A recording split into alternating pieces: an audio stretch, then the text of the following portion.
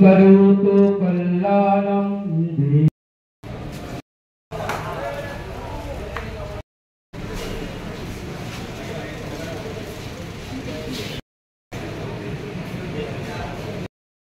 আর যখন আজকে যারা আমাদের সংগঠনে আছে তারা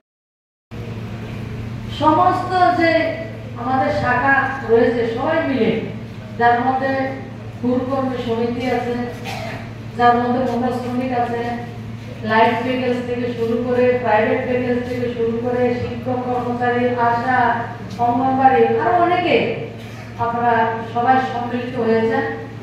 আপনাদের এই সম্মেলনে উপস্থিত রয়েছেন রাজ্যের যিনি কে প্রতিষ্ঠা করছেন জানি আমরা,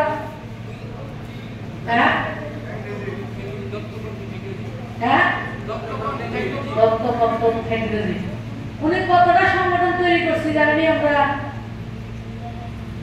শুধু মজদুর সংগঠন উনি তৈরি করেছেন এমন না, আজকে আমরা যে জায়গায় দাঁড়িয়ে রয়েছি সেই জায়গায় অনেকগুলি সংগঠন, যে কোঅপারেটিভ সহকার ভারত থেকে শুরু করে অনেক সংগঠন, নেক্সট 10টা এই দত্তপত্র অনেক সংগঠন। আমিও আরেকদিন আগে প্রায় বছর 3 আগে আমার মজদুর সঙ্গে এক সংগঠনের সভাতে এসেছিলাম শিবাইজলাতে, সেটা ছিলেন বিশাল করে। তখন আমি বলেছিলাম আমরা সবাই ছোট্ট একটা চটি বই, ছোট্ট বই 30-35 পেজের দত্তপন্থ ঠেঙ্গরাজির জীবনীটা আমরা পড়তে লাগে, যার আদর্শ অনুপ্রাণিত হয়ে যে বীজটা উনি বপন করেছেন আজকে থেকে 70 বছর আগে, সেটা আজকে শুধু ভারতবর্ষ না, সবচেয়ে দুনিয়ার যদি কোনো মজদুর সংঘ বড় থাকে সেটা আমাদের ভারতীয় মজদুর সংঘ। এটা আজকে নয়, অনেক বছর ধরে এটা চলছে। তো যে এই বীজটা বপন করেছেন সেই যে পথ প্রদর্শক ক্রান্তিকারী ব্যক্তিত্ব, ঋষি তুল্য ব্যক্তিত্ব, সে হচ্ছে দত্তপন্থ ঠেঙ্গরাজি। আপনাদের কাছে অনুরোধ করবো, আমাদের জীবনের অনেক লাভ হবে, আমাদের চলার পথে পাতেই হবে দত্তপন্থ ঠেঙ্গরাজির জীবনে যদি আমরা পড়ি এবং উনি সমাজের জন্য কি কি কাজ করেছেন এবং আমরা কি করছি। এদিকে আমরা অনেকে রয়েছি, শিক্ষক কর্মচারী থেকে শুরু করে অনেককে দেখছি আমি।